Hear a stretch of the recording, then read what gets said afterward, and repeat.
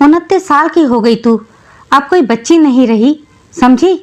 18 साल तक हमारे खानदान की सारी लड़कियों की शादियां कर दी गई थी। अनिका की छोटी बुआ ने गुस्से में कहा। अनिका, जानती हूँ बुआ, इसीलिए कह रही हूँ, लेकिन शायद आप नहीं जानती, इसीलिए पिछले 2 साल से आप मायके में हो। फूफा जी ने आपको ये कहकर निकाल दिया कि अनपढ़ है, मुझे पसंद नहीं। सही समय पर शादी होती तो कुछ बन गई होती, तो ऐसा दुख ना झेलना पड़ता। अनिका, ये क्या तरीका है बड़ों से बात करने का? बड़ों से ऐसे बात करते हैं? हम सब तुम्हारे भले के लिए ही तो कह रहे हैं। आखिर कब करोगी शादी? अनिका के बड़े भाई ने कहा। भाभी भी पल्लू संभालते हुए मुंह टेढ़ा कर बोली, बेटी की शादी हो जाए तो सिर से बाप का बोझ उतर जाता है। अनिका, बेटा एक बार मिलने में क्या जाता है, अगर लड़का तुझे पसंद ना आए तो हम मना कर देंगे। आनंद ने अपनी बेटी से कहा। नो पापा, मैं अभी शादी नहीं करूँगी। तो कब करेगी? जब सारे बाल सफ़ेद हो जाएंगे तब करेगी शादी। तभी सबके बीच दबी आवाज़ में उसकी माँ अनीता ने कहा, अभी क्यों नहीं करनी? जब तक तुम कुछ बोलोगी नहीं, सबको पता कैसे चलेगा कि आखिर तुम्हारे मन में क्या है? माँ प्लीज़, अब आप बीच में मत शुरू हो जाइए, अनिका ने अपनी माँ से कहा और गुस्से में पैर पटकते हुए सबके बीच से हॉल से उठकर अपने कमरे में चली गई। अनिका स्वभाव से आधुनिक ख्यालों की होनहार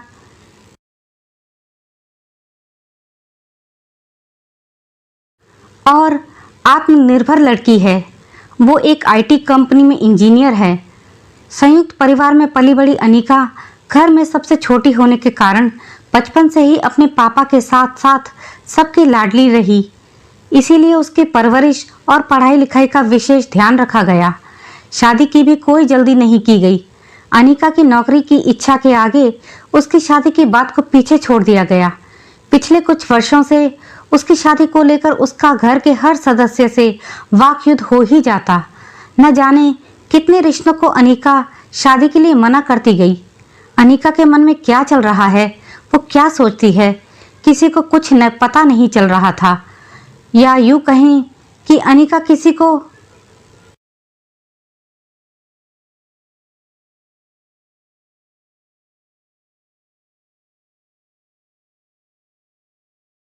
एहसास ही नहीं होने देती थी। ये क्या था अनीता, जब हम सब उससे बात कर रहे थे तो तुमको बीच में बोलने की क्या ज़रूरत थी? तुम्हारी तो वो वैसे भी नहीं सुनती कभी। तुम्हारे पास इतना भी दिमाग नहीं कि बच्चों से कैसे बात करें। हद हो गई है, इतनी उम्र हो गई लेकिन बोलना नहीं आया तुम्हें। बेवकूफ़ की बेवकूफ़ हो अभी तक। मेरी बेटी का मूड खराब कर दिया।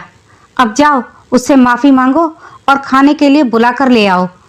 आनंद ने परिवार के सभी सदस्यों के बीच गुस्से भरी आवाज में अनीता को डांटते हुए कहा। अंदर कमरे से अनिका सब सुन रही थी।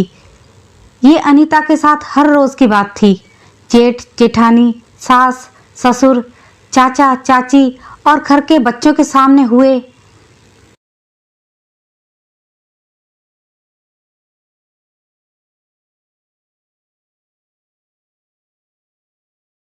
अपमान पर अनीता ने कुछ नहीं कहा और चुपचाप वहां से अनिका के कमरे में आ गई। अनीता ने अनिका के सिर पर प्यार से हाथ फेरते हुए कहा, बेटा, मैं तो तुम्हारी भलाई के लिए कह रही थी, लेकिन अगर मेरी बिटिया को अपनी माँ की कही बात बुरी लगी तो माफ़ कर दे। गुस्सा थूक कर खाना खाने चलो, अनीता ने कातर स्वर में कहा। अनीता के पीछे पीछे बाकी घरवाले भी कमरे में आ गए। आनंद ने अनीता की बात सुनने के बाद कहा, अच्छा चलो अब निकलो यहाँ से, पागल औरत। बेटा, तू तो जानती है तेरी माँ के पास दिमाग नहीं है, इसकी बात का बुरा क्या मानना। इतना सुनते ही अनीता की आंखों में आंसू लिए वहां से जाने लगी। तब अनिका ने कहा, हाँ जाओ माँ, क्योंकि आप तो कुछ नहीं कहोगी, सिर्फ सुनोगी। पापा आप बिल्कुल सही कह रहे हैं, माँ बददिमाग है। जो औरत दिमाग होते हुए भी दिमाग का इस्तेमाल नहीं करती उसको और क्या कहेंगे। तभी तो चिढ़ती हूँ मैं इनसे। बचपन से सबको यही कहते सुना है, इस औरत के पास दिमाग नहीं है। माँ, मैं इतने सालों से यही जानना चाहती हूँ कि आखिर क्यों सहती हैं आप इतना, क्यों नहीं प्रतिकार करती हैं, क्यों नहीं अपने अपमान पर, अपने आत्मसम्मान के लिए अपनी आवाज़ ऊंची करती हैं, क्यों नहीं अपना करियर बनाया। पापा से अधिक पढ़ी लिखी हैं, उनसे ऊंची डिग्री आपके पास है, फिर भी पागल बेवकूफ़ की उपाधि से नवाजा जाता है। क्यों आपको सारी जिंदगी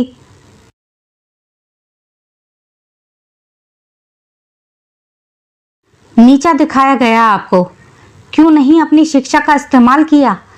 पापा, आप सबको पता है मैं शादी क्यों नहीं करना चाहती, क्योंकि मैं पहले अपना घर बनाना चाहती हूँ, जिस पर मेरे नाम की नेम प्लेट हो, जिस पर मेरा हक हो, जिस घर से मुझे निकालने की कोई धमकी ना दे सके, जिस घर में मुझे कोई बद दिमाग कहकर अपमानित ना कर सके। जिस दिन मैं अपना घर और बैंक बैलेंस बना लूँगी उसी दिन मैं शादी करूँगी, क्योंकि मैं माँ और बुआ की तरह कभी नहीं बन सकती, ना ही बनना चाहूँगी। एक ने अपनी डिग्री का इस्तेमाल नहीं किया और दूसरी ने डिग्री हासिल करने की रुचि ही नहीं रखी। कैसे फूफा जी ने बुआ को मार पीट कर गुस्से में यहाँ भेज दिया, ये कहते हुए कि वो अनपढ़ हैं, उन्हें पसंद नहीं करते, ये उनका घर नहीं। कोई मुझे गुस्से में अपने बाप के घर चले जाने को कहे, मैं खुद को लाचार या बेचारी महसूस नहीं करा सकती। मेरे लिए मेरे जीवन में परिवार की खुशी के साथ साथ मेरी खुशी भी उतनी ही मायने रखती है। अनिका ने अनीता का हाथ पकड़ते हुए कहा, माँ, आप इस दुनिया की सबसे अच्छी माँ, एक बहू और पत्नी हो, लेकिन आप खुद के लिए कभी कुछ नहीं कर पाई। इन रिश्तों की खुशी को बनाए रखने के लिए आपने अपनी खुशियाँ ही नहीं, अपना आत्मसम्मान और अपने करियर के सपने की भी कुर्बानी दे दी। बचपन से सुनती आ रही हूँ, दादी पापा आपको गुस्से में कहते हैं, ये तुम्हारा घर नहीं। नानी के घर जाने पर वो लोग भी यही कहते, बेटी का घर मायका नहीं ससुराल होता है। आपके लिए ऐसे शब्द सुनती तो मैं सोचती, फिर आपका घर कहाँ है? आप अपने घर क्यों नहीं चलती हमको लेकर? और उससे भी ज़्यादा गुस्सा तब आता है जब आप सब कुछ चुपचाप सुनती हैं। लेकिन जैसे जैसे उम्र बढ़ती गई मुझे मतलब समझ आने लगा। इसीलिए मैंने ये निश्चय किया कि जब तक पूरी तरह से सक्षम नहीं बनूंगी शादी नहीं करूंगी। माफ़ कीजिएगा पापा, लेकिन मैंने पहले माँ और आपके बाद मैं बुआ और फूफा जी के रिश्ते को देखकर ही यह निर्णय लिया कि मैं पहले अपना घर बनाऊंगी फिर शादी करूंगी, ताकि जैसे आप माँ को कहते थे कि अपने बाप के घर चली जाओ,